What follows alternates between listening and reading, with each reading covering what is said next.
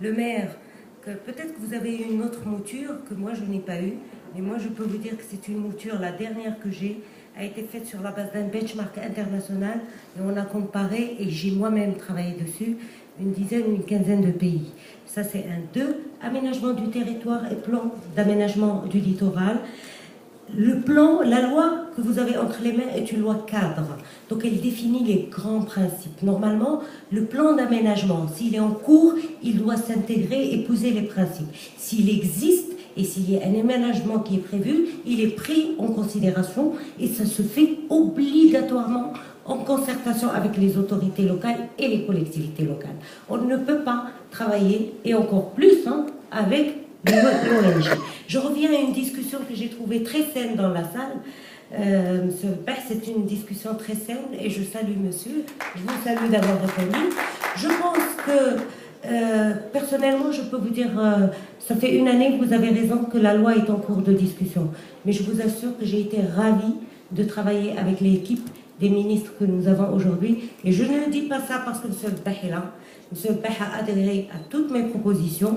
C'est vrai qu'il y a un dilemme entre le développement économique et la protection.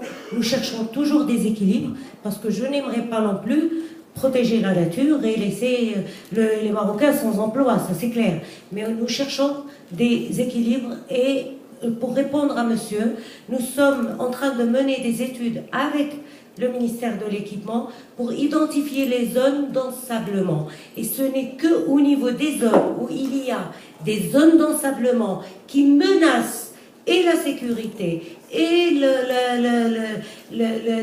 l'écosystème lui-même et l'agriculture et qui a un impact économique qu'on fait des excavations, des dragages de sable. Et je vous donne un exemple très simple pour vous illustrer, et je parle à monsieur. Le Silver, s'il a coulé et si on allait vivre une catastrophe naturelle immonde au niveau du Maroc, c'est à cause du sable qui n'a pas été dragué à temps dans la baie de Taï.